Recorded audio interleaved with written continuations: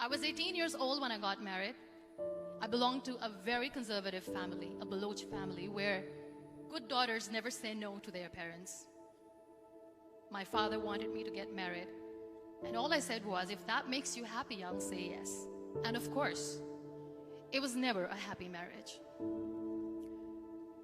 Just about after 2 years of getting married, about 9 years ago, I met a car accident. Somehow my husband fell asleep and the car fell in the ditch. He managed to jump out, saved himself. I'm happy for him. But I stayed inside the car and I sustained a lot of injuries. The list is a bit long. Radius ulna of my right arm were fractured. The wrist was fractured. Shoulder bone and collarbone were fractured. My whole rib cage got fractured. But that injury that changed me and my life completely was the spine injury. Many people came to rescue. They gave me CPR. They dragged me out of the car. And while they were dragging me out, I got the complete transection of my spinal cord. Those 2.5 months in the hospital were dreadful. I was at the verge of despair.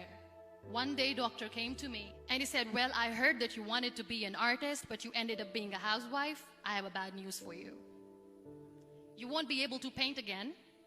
Next day, doctor came to me and said, your spine injury is so bad, you won't be able to walk again. I took a deep breath and I said, it's all right. Next day, doctor came to me and said, because of your spine injury and the fixation that you have in your back, you won't be able to give birth to a child again. That day, I was devastated. I started to question my existence. Why am I even alive? So what kept me going was, one day I asked my brothers, I know I have a deformed hand, but I'm tired of looking at these white walls in the hospital and wearing these white scrubs. Bring me some colors, bring me some small canvas. I want to paint. So the very first painting I made was on my deathbed, where I painted for the very first time. What an amazing therapy it was. Without uttering a single word, I could paint my heart out. I could share my story. People used to come and say, what lovely painting, so much color. Nobody could see the grief in it. Only I could.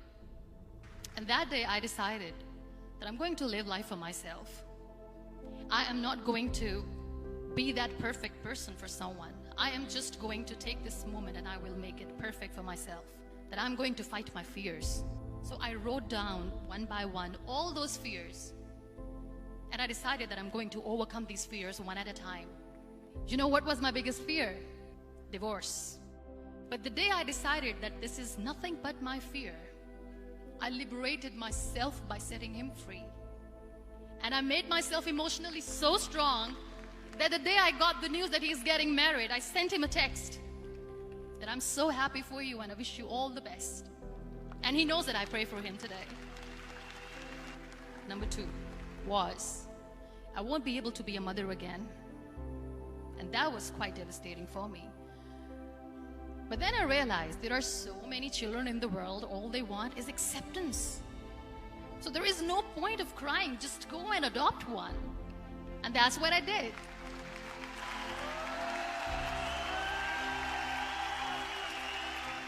I gave my name in different organizations, different orphanages, and I waited patiently. 2 years later, I got this call from a very small city in Pakistan. I got a call and they said, are you Muniba Mazari? There is a baby boy and would you like to adopt?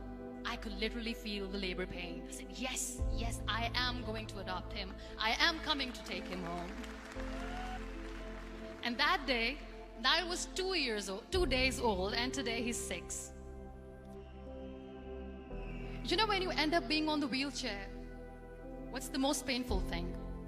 People think that they will not be accepted by the people because we, in the world of perfect people, are imperfects. So I decided to appear more in public. I started to paint. I have done a lot of modeling campaigns. I decided that I'm going to join the national TV of Pakistan as an anchor person. I became the National Goodwill Ambassador for UN Women Pakistan, and now I speak for the rights of women, children. I was featured in BBC 100 Women for 2015. I'm one of the Forbes 30 under 30 for 2016. So when you accept yourself the way you are, the world recognizes you. It all starts from within. We have this amazing fantasy about life. This is how things should work. This is my plan. It should go as per my plan. If that doesn't happen, we give up. I never wanted to be on the wheelchair. Never thought of being on the wheelchair.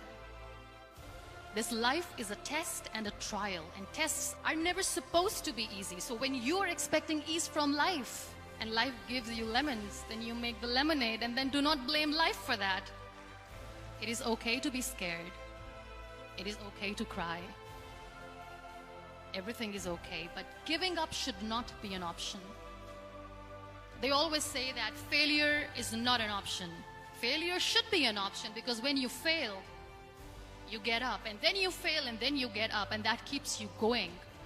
Embrace each and every breath that you are taking. Celebrate your life. Live it. Don't die before your death. Real happiness lies in gratitude. So be grateful, be alive, and live every moment.